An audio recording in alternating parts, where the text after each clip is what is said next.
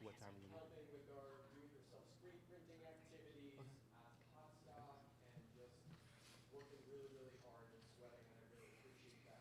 None of this would happen without their dedication to the arts, the Minot State University, and the community.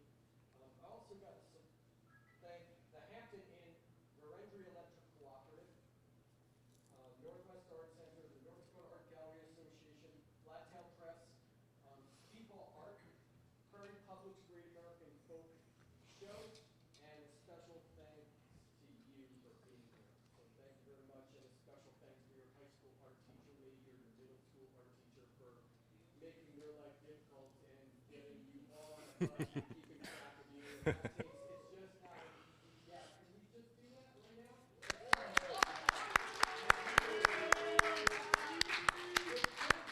They couldn't take the easy way out and just made a regular day of school, but instead they bring you here. We really appreciate that. Ben Blount is a Detroit-born artist, designer, and letterpress printer that loves books, type, and putting ink on paper. His work often explores questions of race and identity and the stories we tell ourselves about living in America. Ben is a believer in the power of the printed word and shares his passion for print and design, speaking to students and educators around the country, and is a board member of the Arts Bookhouse and Fine Press Book Association. His artist books and prints are included in numerous collections, including the Joan Flash Collection at the School of the Art Institute of Chicago, the Newberry Library, also in Chicago, and the Metropolitan Museum of Art in New York City. Ben prints out of Make, his storefront studio in Evanston, Illinois, in its West Village neighborhood. Ben is printing live, again, in the Northwest Art Center while at NOTSTOCK, where his work is also on display. He has work for sale there and on his website, and could we just give it up for Ben? Thanks, Bill. Thank you very much. Thanks for coming and hanging out for about an hour with me. I'll talk a little bit, and then we'll have questions and answers at the end. I know one of the groups has to dip out at 12:30. So I'm going to tell you, I'm going to show you, is that good? Show you my work, talk to you kind of about a little bit about my background, and just kind of show you why or how I ended up here. I was born and raised in Detroit, as Bill said. Has anyone here been to Detroit? Yay! Are you from Detroit? I lived in Detroit for 7 years. Oh, great, yeah.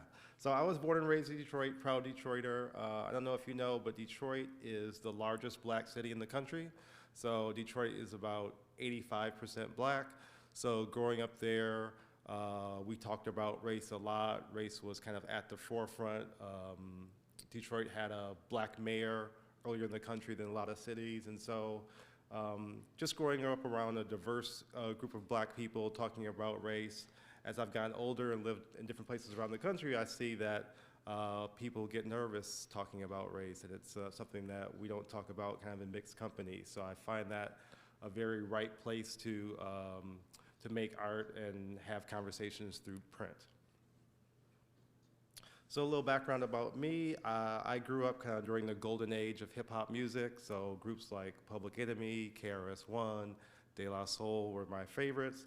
And those groups were very politically minded, and it was all about the lyrics and what they were saying. So this was the first time that the country was hearing about how these black men were growing up in their neighborhoods, groups like NWA, or like De La Soul, what it was like to be black in the suburbs. And so it was about the message and how they got their point across. And so the way they use wordplay and the rhymes and just communicate their ideas and about their lives was always really interesting to me. And so that idea of using words to tell a story is, you can see that throughout my work.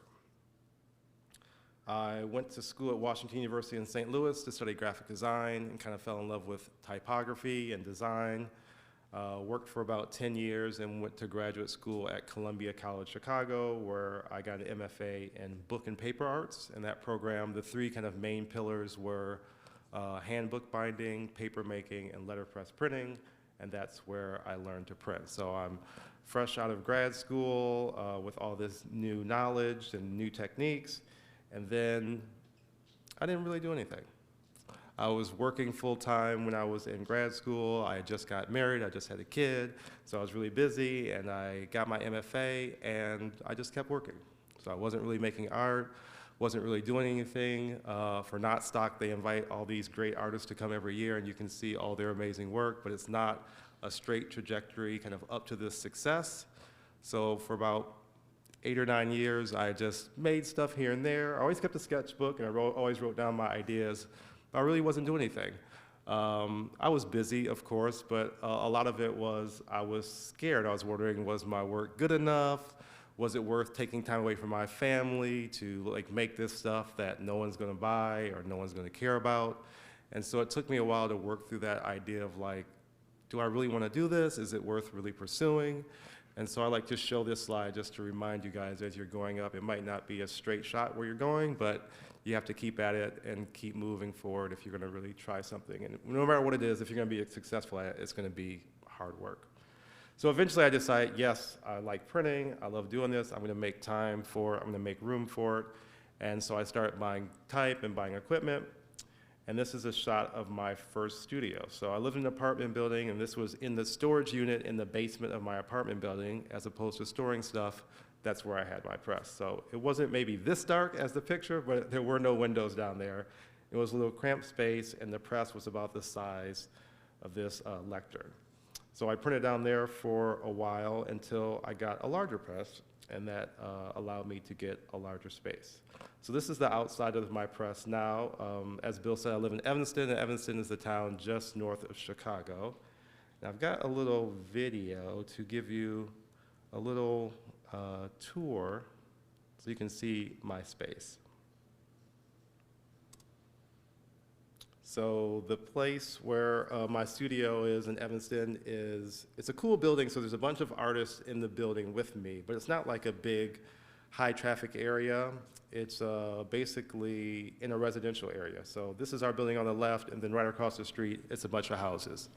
So it's kind of tucked into this really quiet neighborhood. So this woman 2 doors down from me makes these big doll houses. The studio right next to mine, they share a studio, so she's a painter and multimedia artist, and the other one is a traditional printmaker. And then this is my studio here, the blue door on the right at 1123. And so if you're walking down Florence and you look through the windows, there's the studio called Make, and that's what you'd see. So you can see my press through the window, and I also have a regular 9-to-5 job, so I'm not in my studio all the time. So when I first rented this space, I made this big sign that was kind of a manifesto or a statement of intent to let people know what I would be doing with this space because I wasn't there all the time. So I'm gonna give you a little look inside. Now when I filmed this is definitely behind the scenes. I didn't make it fancy. These are some kind of welcome signs from different people that I put up at the door. But this is how the studio looked the day I decided to film it.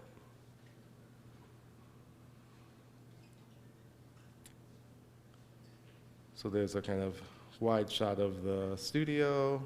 Got a place for visitors to come and hang out. I had just done, so that's the spot where I sit at the laptop and do work since COVID. Working from home, I'm able to work from the studio. I had a bunch of prints laid out. I had just done a print sale. This is a paper cutter I recently got. Now it's all put together, but it's a big guillotine paper cutter, so I can cut like big stacks of paper at one time. Here's a bunch of prints that are laid out, and some of these I brought with me that you could see up close in the gallery. On the other side of that table, this is that first press I had in the basement, similar to the one I have in the gallery where I'm inking it by hand and pulling prints. And this is the press that I use for most of my prints now. It's called a Vandercook proofing press. These presses were made in Chicago, and so mine was built in 1957. It's about 6.5 feet long and about 1,100 pounds. So it's the kind of thing where you move it and you put it there and it stays there. These cabinets is where I keep my type. So I use wood and metal type to make statements and make words and print them on the press. So that first one is full of wood type, and these next three cabinets are full of metal type, which I don't quite use as much. So I'm going to open some of the cases just to show you what my type looks like. So I have it just by size and by font. A lot of my type is kind of the same. It's kind of a sans serif, kind of Gothic face at different sizes, and some is more condensed than other. That's kind of more of a balloon type.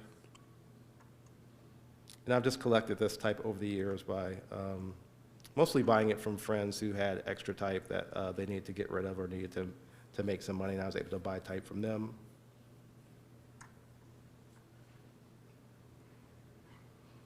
And those are my biggest letters. Those are about 6 inches tall.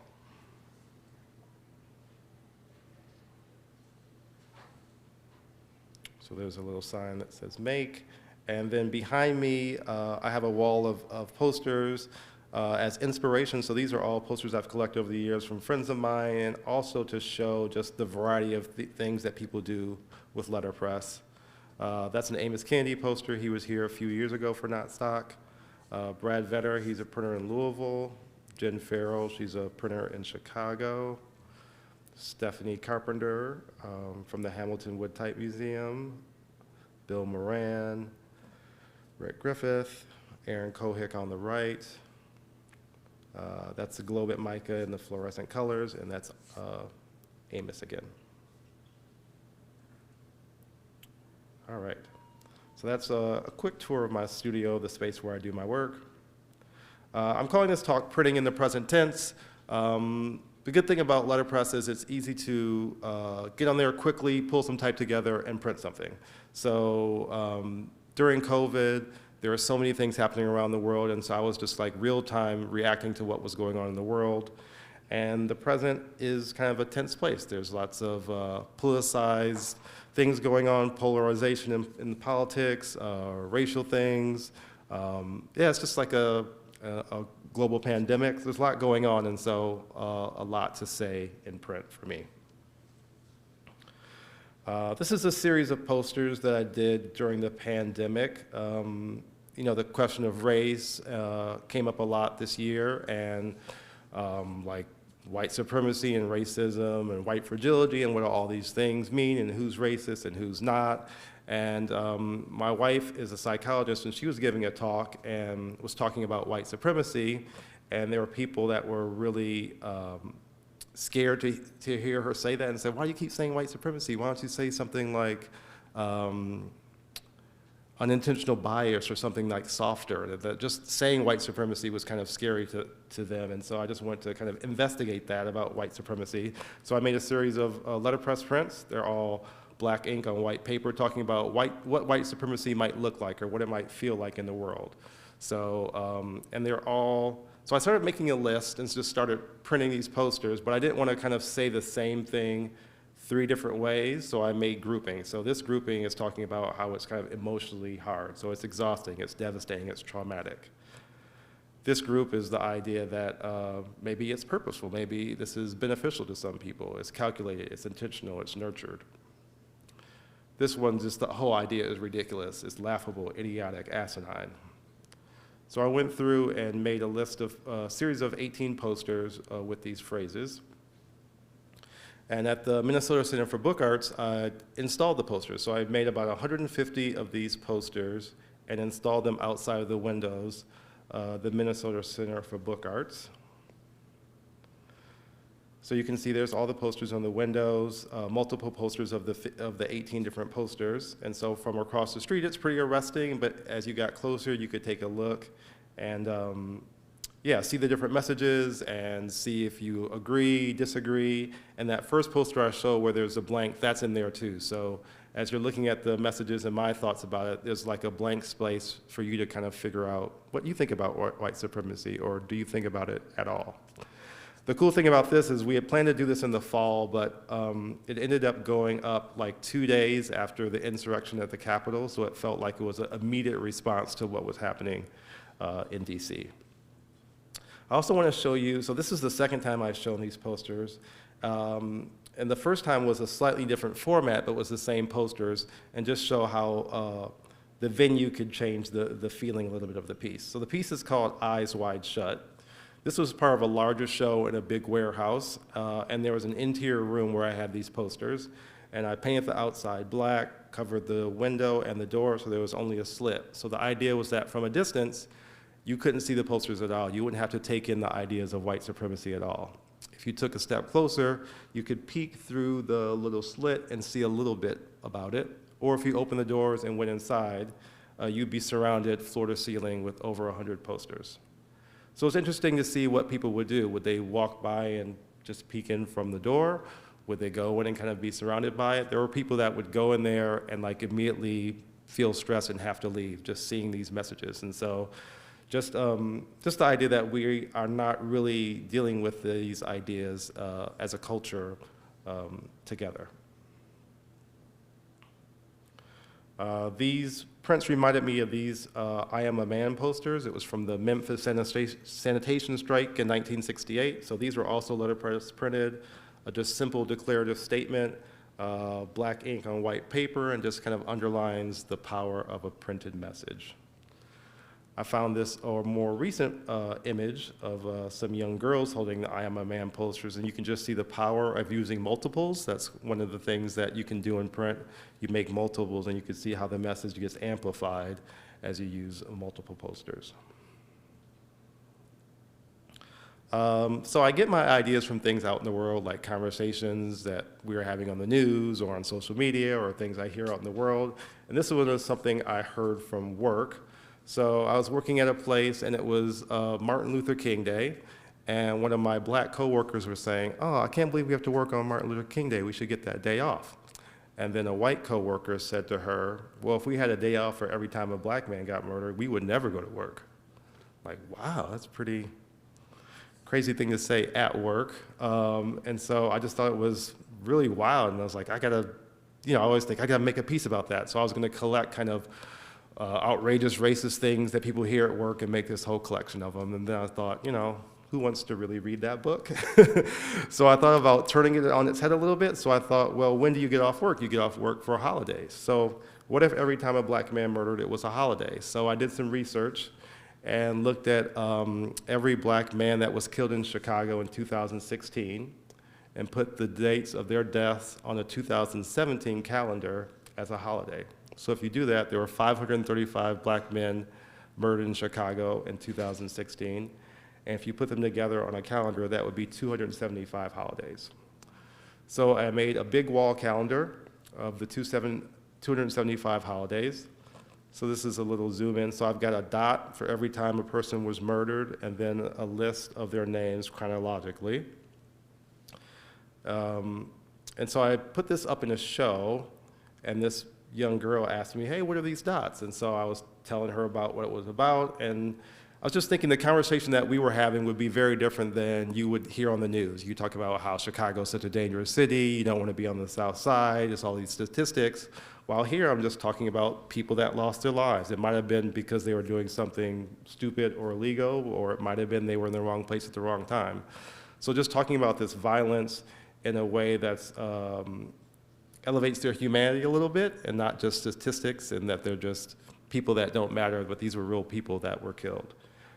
So I did this piece in another way as well. I made a page-a-day calendar. So I have a calendar with 365 pages, made in a nice wooden box to hold them all, and you could flip through the days, and as you flip through the days, you see the names of the people that were killed. There was a date in August where there were 8, where I think that was the most in 2016.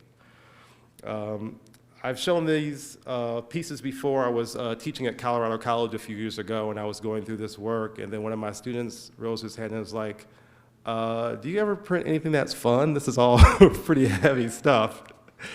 And I think, yeah, well, to me this is fun, or at least interesting or compelling. Does anybody know the Wu-Tang Clan? Who the Wu-Tang Clan is?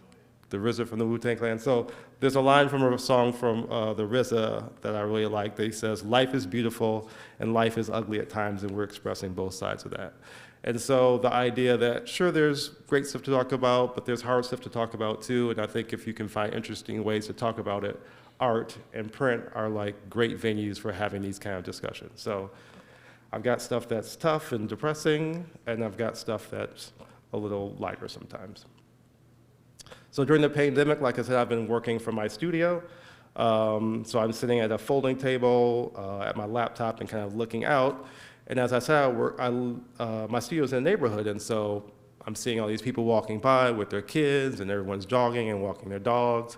And I've never seen these people before, because usually I work downtown in the big office building, so I'm like, oh, these people live right around me. These must be my neighbors. And just thinking how the idea of neighbors felt different. Like we were all kind of looking out for each other, and everyone's trying to wear their mask, and then when you get on the sidewalk, like someone crosses in the street so you can stay 6 feet apart. And just thinking that we're all like realizing that, oh yeah, we really are in this together in a way that we didn't before. So I made some prints about it. I made this print that says, we'll get through this together, after all we're neighbors. And at the bottom it says, print it with love from your neighbor at 1123 Florence Avenue. So I made about 250 of these posters, and I passed them out. I walked the block around my studio and passed it out to all my neighbors around the studio. And I live not far from my studio, and then I walked like 4 blocks up from my house and again passed these out to all my neighbors. So I didn't have any conversations with people. I was actually nervous this was like right when the pandemic hit. I was kind of nervous to talk to people. So I put it in a bag and wrote a little note introducing myself, and just put this in mailboxes and in doorways. And then a few days later, people started putting them up. So now as you walk through my neighborhood, people are putting up these posters, and I recognize, oh, they're kind of feeling the same thing I'm feeling. It's kind of a way to show solidarity, and that, yeah, you know, I was able to meet neighbors. People came and said thank you. People are waving and saying hello. People who maybe didn't say hello to me when I said hello to them before. And so it was a way for us to kind of come together a little bit through a common circumstance. Of course, Black Lives Matter was a big movement last summer, and a few years ago, maybe 3 or 4, I made these Black Lives Matter shirts. So when Black Lives Matter first came out, there was pushback, people saying all lives matter and blue lives matter. And it was as if people were adding extra words. It was like, only Black Lives Matter, or like Black Lives Matter and these lives don't matter, when it really just made one simple statement. So I made this shirt. Have you guys seen the ampersand shirts before? They're all Helvetica, and they have a list of things with an ampersand. So I kind of borrowed some for that shirt. And so I added some words in between Black Lives and Matter to add a different context to it. So Black lives love and strive and hope and struggle and matter. So again, I made these shirts several years ago, sold them to friends around Evanston, and had like a big box of them in my dining room. And then last year, when Black Lives Matter became more of a thing and people were demonstrating together and seeing kind of what the meaning of this phrase was, as more people were getting killed, people started buying these shirts. So I started selling a lot of these Black Lives Matter shirts, and people would wear them out for protest and wear them for actions. And these yard signs, we also sold Black Lives Matter yard signs to raise money. And it was cool to see something that I had done several years before and didn't change, but as kind of the world changed and as the culture changed, people came to it. I also did some posters, again, to raise money for Black Lives Matter with solidarity and support printed on the bottom. It seemed like people, even if you're not like a real Black Lives Matter proponent, or you might not go march, or you might not go to any kind of action, people wanted to do something or show that there was some kind of solidarity with this idea. So by buying a poster, they could give some money and support the Black Lives Matter movement without doing much of anything else. So the idea was to give them just a little bit of a step into supporting someone who might not look like you. After I did the Black Lives Matter poster and more people were killed and there was more police violence, I wanted to do a poster that was more straightforward and said, just simply stop killing black people. So I go to the studio, start pulling all my bigger type and start putting it together, and I realized the word killing wouldn't really fit on the page. And so I went down to smaller type, and it felt too small, and I wanted to figure out how to make it big and bold. And so I started mixing the type. So I was laying this out on the page, and you can see in the second line, the KILL is big and the ING is small, and that was just so it could fit on the page. And the I kind of sits nicely in the L. You can see it sitting on top right here. And as designers know, you can't make that change once or it looks kind of like a mistake. So I went in and started switching in letters and putting other small letters in to mix the small and the big letters, and it became kind of a style. So you can see me here printing the first run with a little space for the AC. So I printed all the big letters first, came back in to make sure the smaller letters fit, and then printed those. So I did a series of 3 posters for Juneteenth in that style.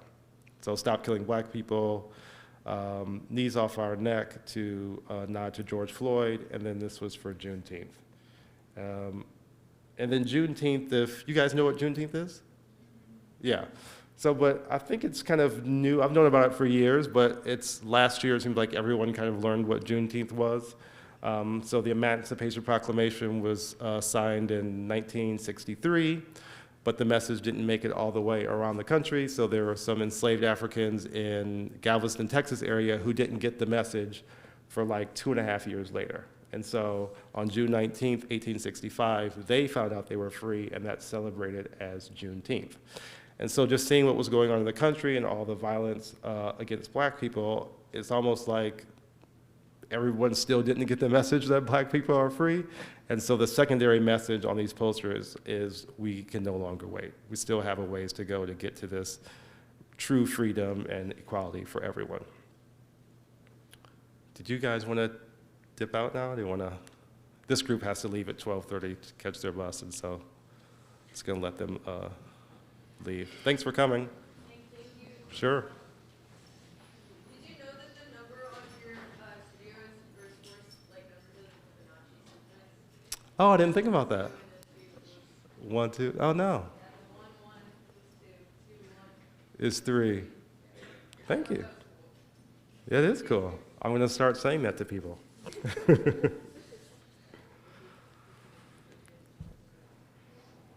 All right. So this is a poster I did most recently, maybe one of the more recent posters. I was going to kind of go step by step just to show you kind of how I build the posters. As you can see for the Stop Killing Black People poster, sometimes I have a little sketch or an idea of what I want to say, but I don't plan the whole thing out. I'll take a sheet of paper and start putting type on it and kind of figuring it out kind of in person live right there. And just work with the materials that I have at hand. And so this year is the 100th anniversary of the Tulsa Massacre. Have you guys heard of that? A little bit? And so that was personal for me because my great aunt lived in Tulsa at the time. So she was 8 years old at the time in 1921, and she remembers being woken up in the middle of the night to leave her home because what they say, they're burning black folks' homes, we have to get out of here. So they grabbed all her stuff, and they went up into the hills to be safe, and she remembers asking her mother, saying that she wanted to go home, and her mother saying, we might not have a home to go back to. So they went back later, and their house was not burned, so their house was saved, but she was a survivor of this, what used to be called the Tulsa Riot, and recently has been changed to the Tulsa Massacre, because clearly it wasn't a riot. So I wanted to make something celebrating the anniversary of this event. So this was when I was at Penland School of Craft in North Carolina, and so I was using their type, so I found the date 1921, and you can see that first number 1 on the right has a little crack in the middle, which I thought was cool. So I put some space in between there so to emphasize that crack and the number. And then I found 2021 and started printing that. So I printed the 1921, printed the 2021, big dates on top of it. And you could see I used, there's a transparent ink you could add to the other inks so that when they overlap, they kind of make another color. So I wanted that transparency to make, so it's only 2 colors, but it looks like 3 so far. Then I added this wooden border on it to kind of balance it a little bit, and it felt like a little bit like a timeline going across.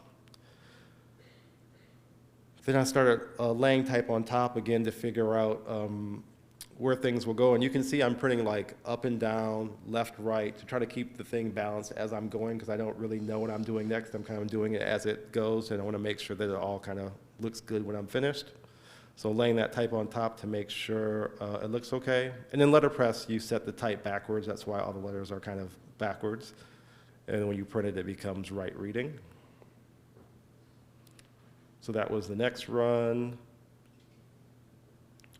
Then I was looking for inspiration or something graphic to put on there, so I found this is the Texas flag, and the symbol in the center is symbolizing the Native Americans that live in Oklahoma, and the red circle itself is the blood that was shed for killing the Native Americans when people moved into Tulsa. So I cut that shape out of a piece of vinyl that when I make it high enough, I could make it print just like I can print the type. So I cut that shape out to print that and added that. And this is, I cut out a piece of paper to figure out, again, where it could go.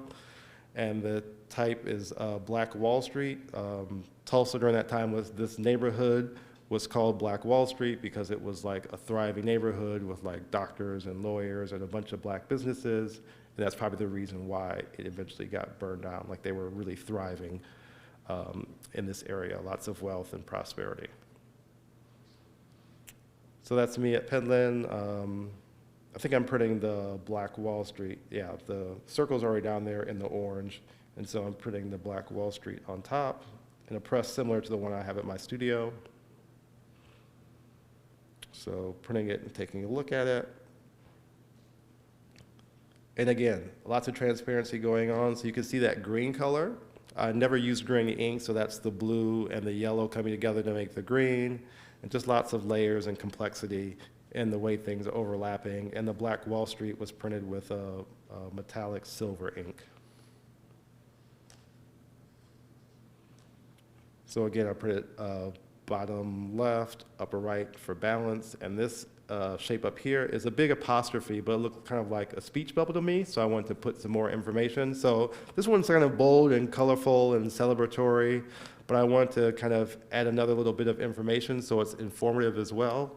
So within the speech bubble, I put some little type with stats about what happened during the massacre. So an estimate between 1 and 300 people dead, 10,000 people homeless, 1,256 homes burned, 215 businesses looted, and $200 million of destroyed property value in like a matter of days.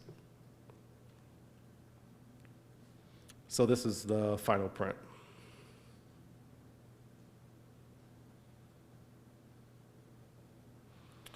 So as I was saying, like print is a great vehicle for making messages that are timely. So there's a group called the ACPA that was started by Amos Kennedy and Rick Griffith, and it's a group of printers, and we got together and thought we should do something for the election because the last election was really big and we want to make sure people voted, and so we thought, let's get all our letterpress printer friends to make some vote posters. So it wasn't a political thing. We weren't like this party or this candidate. It was like everyone should just be voting. This is a huge election. Everyone should be voting.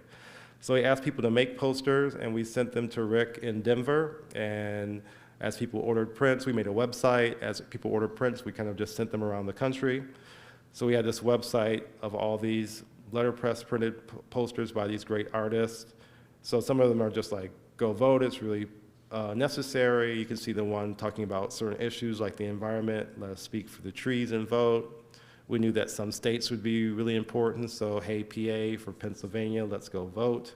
I really like that second vote poster. It's made with a bunch of cracked type, so it's like half of a V from one font and half of a V from another font put together, and half of a little O and half of a big O, kind of all put on top of each other to make the poster. So there were dozens of posters from printers all around the country, and we were selling for $11.03 or $11.03, which is election day. So like super cheap custom letterpress posters that you could buy from the site. And I think there's probably still a few posters available if you go. It's ACPA is Amalgamated Colored Printers Association, but I think the website is theamalgamated.org, so you can check out what we might have still on there. And I did a few posters. So the first two on the left here are the two posters I did for this initiative. I want to tell you about an organization and something that we're doing in Evanston. There's a group called the Artist Book House that I'm on the board of. And so Evanston is just north of Chicago, and there's this huge mansion that the city owns that's been empty for years. It used to be the Evanston Art Center, but it's been empty for a long time. There were a bunch of people that were trying to get it knocked down because they thought it was an eyesore. Then the community rallied and wrote petitions like, no, save this place. It's called the Harley Clark Mansion. And you can see it's like literally steps from the beach, steps from Lake Michigan, this gorgeous property with these gardens that's been empty all these years. And eventually the city said, okay, everyone could write proposals, and the winning proposal could, have the house to use for, rent it for very cheap. So our group came together to write a proposal for something called the Artist Book House. And the idea is it's a art center for everything that's loosely connected to writing. So letterpress printing, you could learn to make paper there, bookbinding, writing, lectures, just anything even kind of having to do with writing at all. And we wrote the proposal and we won the proposal. So in the last few months, we've been trying to figure out what to do with this house. So this is an image of the house. This is the back side of the house. So this house was built in 1927. The architect is Richard Powers, and the gardens are from Jen Jensen, who's a famous landscaper. 3 stories, 16 rooms, and 18,500 square feet. And so realize this used to be a person's house. Someone lived in this house by themselves. The city owns it now, and now we're doing an extensive renovation to turn it into a book art center, similar to Minnesota Center for Book Arts or New York Center for the Book. So here's some interior photos of what it looks like inside.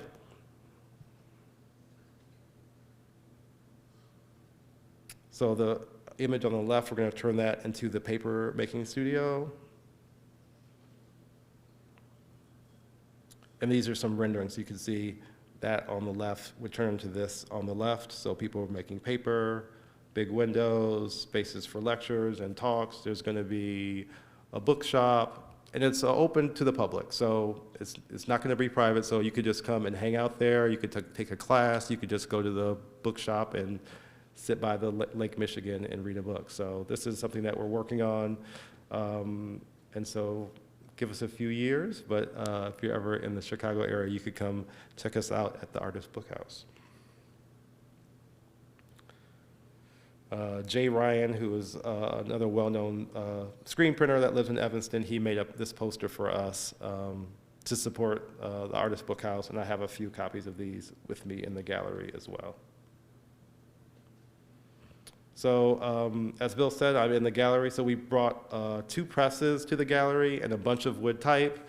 So I'm set up there. That little press on the table on the left, you can pull a print and take it with you. And then on the big press, you can help me pull some prints. I'm printing something yesterday, switched it up today, and tomorrow I'll be printing something different. So anytime you want to come by the gallery from 9 to 5, I'll likely be there printing.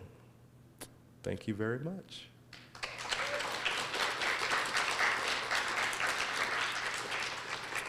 See if I have any questions? Yes? So you said that you mostly use wood type over metal type. Is there any particular reason, or is it just like what you have for console? Yeah, I like, so metal type is a little more tedious to set, and I do a lot of posters, so the words are kind of big and bold, and so I like working more quickly with the bigger type than small with the little type, and sentences and paragraphs versus big statements. So I find it more enjoyable to print with the wood type. And then Amos Kennedy, who I mentioned, so he was here a few years ago for NOTSTOCK. I don't know if any of you guys met him. He's a great guy. And he did this thing that I started doing. I don't know if he still does it, but he would give a poster to the person who asked the first question. So you get a poster.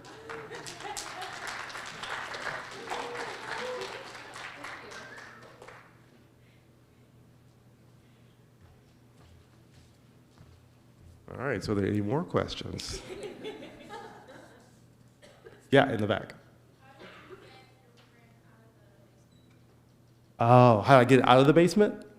Yeah, so I had a little one that was about this big in the basement, and then when I got that one, I immediately started looking for space because this would not fit in the basement, and I would be scared to try to have to move it. So I looked for a space that wasn't in the basement. It was trying to be the opposite. The basement was downstairs, it was dark. I like printing, but it was, you know, I'm in there at midnight by myself printing, and it's not as fun, and so I needed space for this big press, but also I wanted it to be in the light. I wanted people to be able to walk by and say, hey, what's he doing in there? And they come in and we have a conversation. And so it's meant to be, that's why the space is so big. So everything is kind of pushed to the side so that I could have art shows there. I could have talks there. I could have people just hang out. I have a friend who's a DJ, so he'll come and play music sometimes while I'm printing. So I want it to be a place for community. So I didn't actually move that big press out of the basement. Yeah. What do I want to work on next? That's a good question. I'm trying to, you know, if you see my work, it's a lot of typographic and messaging, and I'm working on writing more. A lot of printers do quotes. I try not to do quotes. I try to write the things myself. And so I'm also trying to break out of just statements and make it a little more poetic, so it might be a little more open to interpretation. So just try to push to, yeah, put a little more poetry in the work as opposed to this is a poster that is saying this. So that's where I'm kind of pushing my work. Yes? Do you ever consider working with other artists to get images to pair with your works? That's a good question. I'm doing a collaboration right now. There's some screen printers called Sonnenzimmer in Chicago. That's worth looking up. They're a pair. They were at NOTSTOCK 10 years ago. And we're doing a collaboration. And their work is you'd have to see it. I don't have an image, but it's very different than mine. And so we are trading sheets back. So they'll print something on it and give it to me, and then I'll print something on it and I'll give it back to them, and they print, and we're going back and forth and seeing kind of how it builds. But I've never had someone illustrate something for me. So like you do an image and I'll do the text. I've had a friend of mine she's a letterpress printer, but she does linoleum cuts, do a cover of a book for mine because it's very illustrative. And then mine is more typographic, so I thought it went well together. But I've never had someone kind of illustrate type for me. Right now, that's not something I'd want to do, I don't think. In the back? I came in a little late, so I don't know if you already said this or That's not, okay. but have you or do you plan on writing a book ever? Yeah, I would love. Yeah, that's one of the things on my list is to have a book in the bookstore. I'm working on a book cover right now that just got approved, so I will have a book in the bookstore I designed the cover for. But yeah, I would love to write a book. I'm trying to figure out what it's about. And it would be probably kind of like an art book, so there'd be paragraphs and big words and phrases and stuff like that. So yeah, that's definitely on my list. I do plan to write a book. I'm just not sure what I'm going to say yet. Oh, thank you. That's nice. Yeah. So Ben, we've had some letterpress guests before, Mhm. and some letterpress guests push the paper into the letterpress, Mhm. and it basically embosses or pushes into the paper. Yeah. And some just kiss the surface of the paper, and there's no kind of evidence of that smush. Yeah. So where does that come from, or do you have feelings about kind of either of those techniques? Yeah, so like when you guys see invitations on like nice white paper and it's all pressed into the paper and it's like, ooh, it's embossed, it's letterpress. So that is letterpress and it is tactile, and that's one way to tell that it's printed letterpress. But like technically that's not the ideal way to print. It's not necessary to press it into the paper like that. So just, when you think about it, so everything was printed letterpress before computers, like Bibles, books. And so lots of metal type, printing on pages, and you need to be able to print on the back side too. So if you press so hard that it indents the back, you're kind of ruining the other side. So you should be able to get a good solid impression just by kind of kissing the paper. And so I try to do that. I might have a little impression for big type to make it fill in nicely, but, and actually when people are doing wedding invitations or even letterpress greeting cards, they're making these plates, so they'll do it on the computer or draw it, make these kind of plastic plates and print those plates and make the plates high enough. So letterpress is based on things being a certain height, which we call type high, which is 0.918 inches high. So all the type, all the big metal type, all the little type, wood blocks, anything you're printing letterpress is type high to print.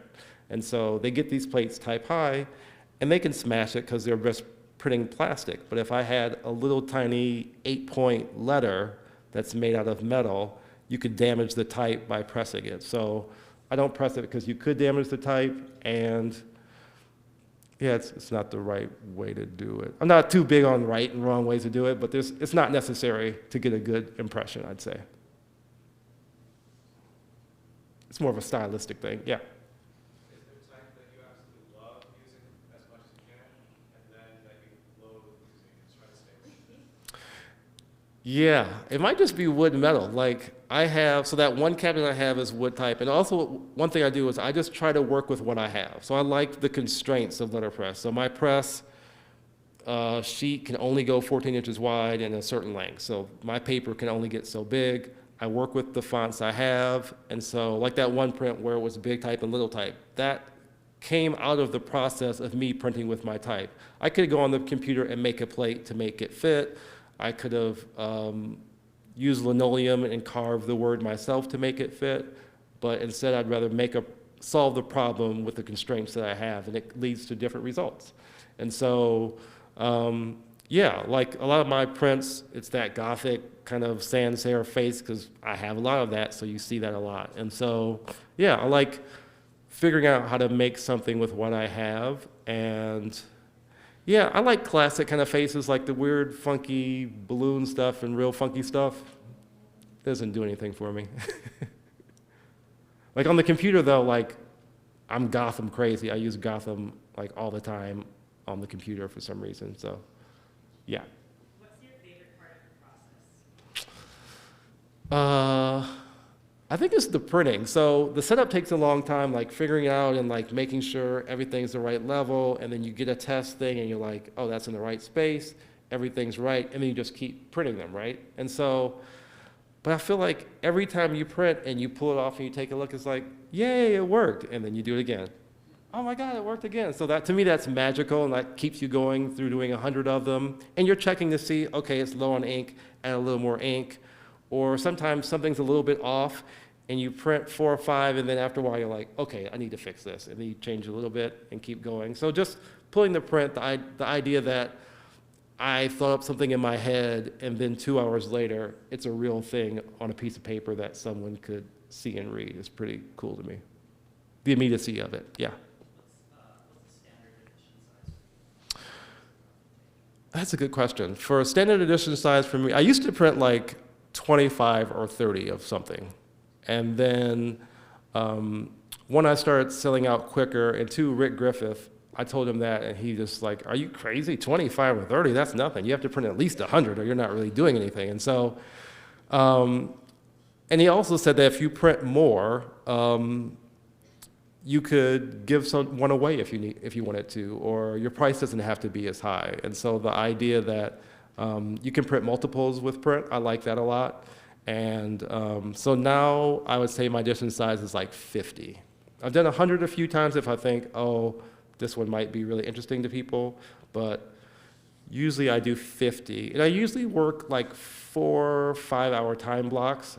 I'll go in the morning and like, okay, this half a day I'm gonna try to get this part done, and then let it dry. So 4 or 5 hour time blocks is what I usually work in for like, in each color. Yeah, unless it's really simple, like, yeah, usually 4 hours, because I usually have to do some figuring out of what I'm going to do, getting it set up, and then running the prints, like maybe 4 hours. Yeah? Do you have any kind of advertising / marketing that you do through social media, or do you just post as you go? Yeah, just Instagram, like post what I'm doing and post post-process stuff. When I come to places like this, I try to take pictures of what I'm doing and share it out. And yeah, so Instagram, Facebook too. I keep forgetting to do Facebook because I don't do it as much. But Instagram and there's like printer conventions and get-togethers. So I try to go to those things and meet people and talk to people. But yeah, mostly social media. And I don't do a lot of, like with screen printers, a lot of them do gig posters for bands and things like that. I don't do a lot of commission prints. Every now and then, most of the prints is just stuff that I want to print, and I sell it or show it. And so, yeah, I'm not trying to sell my letterpress services to anybody too much. Yeah.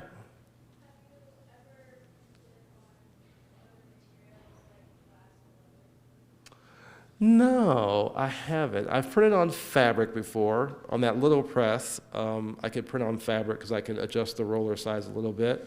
No, I like paper. Like, that's my favorite. And not that I wouldn't print on something else, but I feel like, as I said, like I've only been really printing and really showing stuff and really talking about it like last 3 or 4 years, so it still feels kind of new to me. And so I feel like, a lot of my stuff is on white, so even me like changing colors would be something different for me. So I feel like I got a lot to explore on paper not before I do that, but if I had an idea that warranted it, sure, but right now, ink on paper is my jam.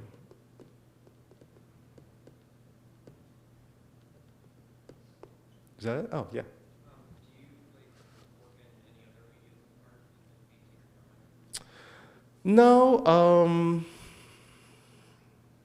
I don't. I still do design stuff. Like so I work as a art director at an ad agency. Like that's my full-time job. So like I took vacation days to come do this. I've taken a month off of work to go teach a class somewhere. So I kind of figure out the letterpress stuff around my job. So I do design work on the computer. Like the book cover I did it's design digital. But the only other thing is, again, I've been trying to do more writing, but I don't really do anything else. I'm a decent drawer, not great, like a good sketcher. I can get my ideas across to someone else sketching, but I wouldn't say I draw or anything.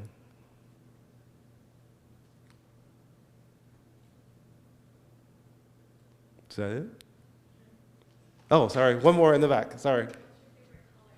Oh, blue. Blue, definitely. Thank you.